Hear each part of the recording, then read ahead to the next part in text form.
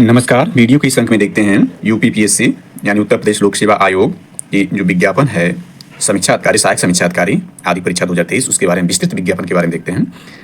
तो यह विज्ञापन संख्या है A7/E1 2023 दिनांक 9/10/2023। समीक्षा अधिकारी, सहायक समीक्षा अधिकारी RO 2023। ऑनलाइन आवेदन प्रारंभ होने की तिथि 9 अक्टूबर 2023।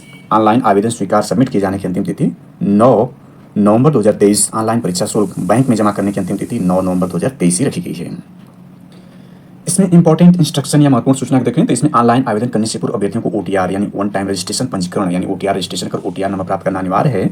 OTR नंबर के अभाव में ऑनलाइन आवेदन सबमिट नहीं किया जा सकता। ऐसे व्यक्ति जिन्होंने OTR नंबर प्राप्त नहीं किया है वे ऑनलाइन आवेदन करने के 72 घंटे पूर्व आयोग की वेबसाइट यानी वेबसाइट दिया OTR नंबर प्राप्त कर सकते हैं। अर्थात OTR आप करेंगे तो 72 घंटे में OTR नंबर प्राप्त कर सकते हैं। तो इसमें OTR नंबर प्राप्त करने के उपरांत ही आयोग की वेबसाइट यानी दिस थिंग्स पर ऑनलाइन आवेदन सबमिट किए जा सकते हैं। और इसमें देखें कुछ महत्वपूर्ण जानकारी, विशेष सूचना इसमें लिखा है OTR के बारे में। ऑनलाइन आवेदन करने अभ्यर्थियों के लिए आवश्यक सूचना इत्यादि दिया गया है, तो ये इंपॉर्टेंट नहीं है। इसके बाद इसमें जो इंपॉर्टेंट जानकारी आती है आवेदन शुल्क। तो आवेदन शुल्क इसका बहुत ज़्यादा नहीं है। अनारक्षित, आर्थिक रूप से कमजोर और OBC के लिए 100 रुपये परीक्षा शुल्क है और 25 रुपये ऑनलाइन प्रक्रिया, कुल मिलाकर 125 है। इसी तरह से अन्य वर्गों के लिए जो इसमें शुल्क है वो ऑनलाइन प्रक्रिया को जोड़ते हुए यह क्रम से इसमें दिखाया गया है। इसके बाद देखें तो जो इसमें इंपॉर्टेंट है, वेरी वेरी इंपॉर्टेंट है रिक्तियों की संख्या। इसमें जो लिखा है वर्तमान में भर्ती हेतु रिक्तियों की कुल संख्या 411 है। यानी जो विज्ञापन निकाला गया है उस दौरान इसमें रिक्तियों की संख्या 411 है। प्रश्नगत परीक्षा में सम्मिलित किए जाने वाले पदों का विभागवार विवरण देखें तो इसमें विभाग का नाम, पद का नाम, पदों की संख्या क्रम से दी गई है। तो पहला इसमें कुल मिला के 7 तरह के विभाग में इस तरह की जो वैकेंसी है वह निकाली गई है। तो पहला उत्तर प्रदेश सचिवालय है जिसमें समीक्षा अधिकारी के सर्वाधिक 322 पोस्ट हैं। ये पहली बार इतना ज़्यादा पोस्ट समीक्षा अधिकारी के हैं, जो कि इसकी जो योग्यता है वह सामान्य स्नातक है। यानी इसके लिए कोई विशेष योग्यता की आवश्यकता नहीं, सामान्य स्नातक वाले छात्र इसके डाल सकते हैं। लेकिन ये ध्यान देना कि इसमें अपियरिंग के स्टूडेंट नहीं बैठ सकते हैं। इसके बाद उत्तर प्रदेश लोक सेवा आयोग में समीक्षा अधिकारी, उत्तर प्रदेश लोक सेवा आयोग में समीक्षा अधिकारी के 9 पद हैं। उत्तर प्रदेश राजस्व परिषद में समीक्षा अधिकारी के 3 पद हैं। उत्तर प्रदेश सचिवालय में सहायक समीक्षा अधिकारी के 40 पद हैं। उत्तर प्रदेश राजस्व परिषद में सहायक समीक्षा अधिकारी के 23 पद हैं। उत्तर प्रदेश लोक सेवा आयोग सहायक समीक्षा अधिकारी के 13 पद हैं और उत्तर प्रदेश लोक सेवा आयोग सहायक समीक्षा अधिकारी लेखा अकाउंटेंट के 1 पद हैं। नोट में देखें उपरोक्त पदों के अतिरिक्त समान प्रकृति अर्ताओं के जिन पदों की अध्याचन प्रारंभिक परीक्षा के परिणाम आने तक प्राप्त हो जाएंगी इस चयन में सम्मिलित की जा सकते हैं। इस प्रकार परिस्थितियों एवं आवश्यकता अनुसार रिक्तियों की संख्या घट बढ़ सकती है। यानी 411 वर्तमान जो पोस्ट हैं, जब इसका प्री का रिजल्ट आएगा मेंस के लिए जो स्टूडेंट क्वालिफाई किए जाएंगे उसमें यदि रिक्तियों की संख्या अध्याचन और बढ़ता है तो ये बढ़ करके 500 प्लस या 600 हो सकते हैं। अभी तक के रिकॉर्ड में ऐसा ही रहा कि जो पदों की संख्या बढ़ती रही है तो निश्चित है कि पदों की संख्या 100 या कुछ और बढ़ सकती है। वेतनमान देखें तो ये रुपये 44,900 से 1,42,400 लेवल 7 में है और रुपये 47,600 से 1,51,100 लेवल 8 में तक के वेतनमान के पद प्रश्नगत परीक्षा में सम्मिलित हैं। और कुछ महत्वपूर्ण इंस्ट्रक्शन देखें तो आरक्षण इसमें रिजर्वेशन है, तो रिजर्वेशन संबंधित ये प्रावधान दिए गए हैं उत्तर प्रदेश के निवासियों के लिए। यानी यहाँ के जो निवासी उत्तर प्रदेश के आरक्षण का लाभ केवल उन्हीं को मिल सकता है, अन्य प्रदेश के जो हैं उनको आरक्षण का प्रावधान नहीं रहता है। तो ये आरक्षण संबंधी प्रावधान रहा। आपात कमीशन प्राप्त, अल्पकालिक कमीशन प्राप्त अधिकारियों की पात्रता शर्तें इसमें वैवाहिक स्थिति, शैक्षणिक अर्हता, इसमें इंपॉर्टेंट हो जाता है शैक्षणिक अर्हता देखते हैं। तो इसमें एजुकेशन क्वालिफिकेशन क्या है इसको देखा जाए यहाँ पर तो समीक्षा अधिकारी पद हेतु आवेदन पत्र स्वीकार किए जाने की अंतिम तिथि तक, यानी अंतिम तिथि क्या है 9 नवंबर 2023 है, तक अभ्यर्थियों को भारत में द्वारा स्थापित किसी विश्वविद्यालय से स्नातक उपाधि या सरकार द्वारा मान्यता प्राप्त इसके समकक्ष कोई अर्हता अवश्य धारित करनी चाहिए। इसका उल्लेख अभ्यर्थी अपने ऑनलाइन आवेदन में निर्धारित स्थान में करें। किंतु कतिपय पद हेतु विशिष्ट शैक्षिक अर्हताएं भी हैं, यानी कुछ स्पेशल क्वालिटी हैं इन पदों के लिए, तो उसको देखते हैं। पद नाम, विभाग का नाम, विभाग विशिष्ट शैक्षिक अर्हताएं, सहायक समीक्षा अधिकारी ARO के लिए है। ARO के लिए जो स्पेशल सचिवालय में राजस्व परिषद उत्तर प्रदेश में कार्यालय मुख्य निर्वाचन अधिकारी के अंतर्गत और उत्तर प्रदेश लोक सेवा आयोग में है। तो इसमें जो उत्तर प्रदेश सचिवालय राजस्व परिषद उत्तर प्रदेश में जो विभाग के विशिष्ट शैक्षिक अर्हताएं देखें तो इसमें भारत में विधि द्वारा स्थापित किसी विश्वविद्यालय से स्नातक उपाधि या सरकार द्वारा मान्यता प्राप्त उसके समकक्ष कोई अर्हता होनी चाहिए। DOE-ACC सोसाइटी द्वारा प्रदत्त O लेवल प्रमाण पत्र अथवा इसके समकक्ष अर्हता। हिंदी टंकण में न्यूनतम 25 शब्द प्रति मिनट की गति होनी आवश्यक है। यानी टाइपिंग जो है न्यूनतम 25 शब्द प्रति मिनट की टाइपिंग होनी चाहिए। और नोट इसमें लिखा है अंग्रेजी टंकण का ज्ञान रखने वाले अभ्यर्थी को अधिमान दिया जाएगा। यानी अंग्रेजी में टाइपिंग आप सीखे हैं तो उसमें आपको वेटेज दिया जाएगा, हिंदी इसमें अनिवार्य है। नेक्स्ट इसमें देखें तो नेक्स्ट में वही चीज़ है लोक सेवा आयोग यानी यूपीपीएससी में उत्तर प्रदेश लोक सेवा आयोग में देखें तो भारत में विधि द्वारा स्थापित किसी विश्वविद्यालय से स्नातक उपाधि या सरकार द्वारा मान्यता प्राप्त उसके समकक्ष कोई अर्हता। किसी मान्यता प्राप्त संस्थान विश्वविद्यालय से कंप्यूटर विज्ञान डिप्लोमा या डोएक सोसाइटी द्वारा प्रदत्त O स्तर का प्रमाण पत्र। हिंदी टंकण में वही न्यूनतम 25 शब्द प्रति मिनट की गति होना चाहिए। और नोट वैसे ही अंग्रेजी यदि आप टंकण रखते हैं ज्ञान तो इसको वेटेज के रूप में आपको दिया जाएगा। सहायक साक्षात्कार लिखा अकाउंटेंट के बारे में देखें तो उत्तर प्रदेश लोक सेवा आयोग भारत में विधि द्वारा स्थापित किसी विश्वविद्यालय से लिखा कर्म संयुक्त वाणिज्य में स्नातक आयोजन आवश्यक है। अधिमानी अर्थात देखिए समीक्षाधिकारी, सहायक समीक्षाधिकारी, लेखा अकाउंटेंट अन्य बातों के समान होने पर सीधी भर्ती के मामले में ऐसे व्यक्ति को अधिमान दिया जाएगा जिसने प्रादेशिक सेना में न्यूनतम 2 वर्ष की अवधि तक सेवा की हो या राष्ट्रीय कैडेट कोर का B प्रमाण पत्र प्राप्त किया हो। नोट में देखें तो नोट में शैक्षिक अर्हता से लिखा व्यक्तियों द्वारा विशिष्ट शैक्षिक अर्हता वाले पदों को स्पष्ट रूप से विकल्प दिए जाने की स्थिति में उन्हें विशिष्ट शैक्षिक अर्हता वाले पदों पर विचार किया जाएगा। तो इंस्ट्रक्शन है, कोई इसमें बहुत विशेष इंपॉर्टेंट तो नहीं है, तो इंस्ट्रक्शन को देखा जा सकता है। समीक्षाधिकारी, सहायक समीक्षाधिकारी मुख्य लिखित परीक्षा 2023 के आवेदन पत्रों में किए जाने वाले समस्त दावों की पुष्टि में स्व प्रमाणित अंक पत्र प्रमाण पत्र संलग्न करना अनिवार्य है। यदि वे समस्त दावों की पुष्टि में स्व प्रमाणित अंक पत्र प्रमाण पत्र संलग्न कर आवेदन करने की अंतिम तिथि तक प्रेषित नहीं करते तो उनके अभ्यर्थन निरस्त कर दिया जाएगा। इंपॉर्टेंट है, अभ्यर्थियों के लिए महत्वपूर्ण उद्देश्य इसमें लिखा है। तो उद्देश्य संबंधी जानकारी है, ये OTR वगैरह समस्त जानकारी इसमें दी गई है। अब जो इसमें इंपॉर्टेंट बचता है वह आपका है जानकारी देखते हुए तब इसके बाद सिलेबस पर चलते हैं। तो इसमें प्रत्येक प्रश्न के लिए यानी जो आपका नेगेटिव मार्किंग का प्रावधान किया गया है प्री एग्जाम में, तो प्रत्येक प्रश्न के लिए 4 वैकल्पिक उत्तर हैं। उम्मीदवार द्वारा प्रत्येक प्रश्न के लिए दिए गए एक गलत उत्तर के लिए प्रश्न हेतु नियत किए गए अंकों का यानी 1/3 दंड के रूप में नेगेटिव मार्किंग जो इसमें 1/3 के रूप में काटा जाएगा। यदि कोई उम्मीदवार एक से अधिक उत्तर देता है तो उसे गलत उत्तर माना जाएगा। यद्यपि दिए गए उत्तरों में से एक उत्तर सही होता है फिर भी इस प्रश्न के लिए उपयुक्त अनुसार ही उसे दंड दिया जाएगा। यदि उम्मीदवार द्वारा कोई प्रश्न हल नहीं किया जाता अर्थात उम्मीदवार द्वारा उत्तर नहीं दिया जाता तो उस प्रश्न के लिए कोई दंड नहीं दिया जाएगा। अनुसूचित जाति, अनुसूचित जनजाति अभ्यर्थियों की न्यूनतम दक्षता मानक मिनिमम एफिशिएंसी स्टैंडर्ड 35% निर्धारित है। अर्थात इन श्रेणियों के अभ्यर्थियों यदि प्रारंभिक परीक्षा मुख्य परीक्षा में 35% से कम अंक प्राप्त करते हैं तो वे श्रेष्ठता चयन सूची में सम्मिलित नहीं किए जाएंगे। इसी प्रकार अन्य श्रेणियों के अभ्यर्थियों के लिए न्यूनतम दक्षता मानक मिनिमम स्टैंडर्ड 40% निर्धारित है। अर्थात ऐसे अभ्यर्थी यदि प्रारंभिक परीक्षा मुख्य परीक्षा में 40% से कम अंक प्राप्त करते हैं तो वे श्रेष्ठता चयन सूची में सम्मिलित नहीं किए जाएंगे। ऐसे अभ्यर्थी आयोग द्वारा निर्धारित न्यूनतम दक्षता मानक मिनिमम एफिशिएंसी स्टैंडर्ड से कम अंक पाने के अनर्ह माने जाएंगे। इसके बाद जिन अभ्यर्थियों के अभ्यर्थन निरस्त कर दिए जाते हैं वे अभ्यर्थी निरस्त होने के पश्चात अभ्यर्थी नहीं रह जाते हैं, अतः उन अभ्यर्थियों को उनके प्राप्तांक नहीं दिए जाएंगे। आरक्षित श्रेणियों के उम्मीदवारों अभ्यर्थियों को अंतिम चयन में अनारक्षित श्रेणी के पदों पर तभी समायोजित किया जाएगा जब उनके द्वारा प्रारंभिक मुख्य परीक्षा, ये इंपॉर्टेंट हो जाता है, यहाँ पर ध्यान देना है।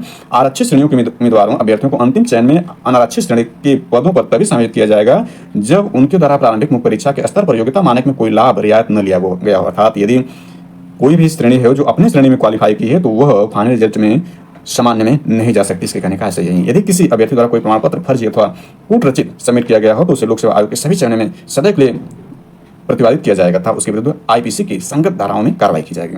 सामान्य उद्देश्य यहाँ पर लिखा गया है, ये सब फॉर्म फिलअप करने के लिए ये सब जानकारियाँ इसमें दी गई है। तो इसके सिलेबस पर चलते हैं सीधे। यहाँ से सिलेबस शुरू होता है परिशिष्ट 3 से। प्रारंभिक परीक्षा हेतु परीक्षा योजना था पाठ्यक्रम सामान्य अध्ययन, यानी प्रारंभिक परीक्षा जो होगी उसमें जो होंगे 2 पेपर होंगे, पहला GS का होगा और दूसरा जो होगा हिंदी का होगा, सामान्य हिंदी का। तो सबसे पहले प्रारंभिक परीक्षा देखते हैं। तो प्रारंभिक परीक्षा हेतु परीक्षा योजना था पाठ्यक्रम सामान्य अध्ययन वस्तुनिष्ठ इस प्रकार ऑब्जेक्टिव टाइप होगा, 2 घंटे के समय, प्रश्न 140 होंगे, पूर्णांक 140 यहाँ प्रत्येक प्रश्न जो होगा 1 नंबर का होगा और इस टॉपिक के अंतर्गत पूछे जाएंगे। यह ध्यान देना है कि जो ये सिलेबस आपका प्री के लिए है वही सिलेबस जो निर्धारित हो मेंस में भी होगा और वहाँ भी GS ऑब्जेक्टिव होगा, इसलिए यहीं पर देख लेते हैं। प्री मेंस दोनों सिलेबस एक ही जैसे हैं। सामान्य विज्ञान, भारत का इतिहास, भारतीय राष्ट्रीय आंदोलन, भारतीय राजतंत्र, अर्थव्यवस्था, संस्कृति, भारतीय कृषि, वाणिज्य एवं व्यापार, जनसंख्या, पर्यावरण, नगरीकरण, भारतीय परिप्रेक्ष्य में, यानी ये जो होगा भारतीय परिप्रेक्ष्य में, विश्व भूगोल, भारत का भूगोल और प्राकृतिक संसाधन, अधुनातन राष्ट्रीय तथा अंतर्राष्ट्रीय महत्वपूर्ण घटनाक्रम, सामान्य बौद्धिक क्षमता, उत्तर प्रदेश की शिक्षा, संस्कृति, कृषि, उद्योग, व्यापार, रहन सहन और सामाजिक प्रथाओं संबंध। ये यूपी स्पेशल है, जैसा कि हम जानते हैं कि उत्तर प्रदेश लोक सेवा आयोग द्वारा UPPSC का जो अपर एग्जाम है उसमें 5वां और 6वां जो पेपर ऐड किया गया यूपी स्पेशल संबंधित है। तो यहाँ 10वीं टॉपिक यूपी स्पेशल से डायरेक्ट संबंधित है।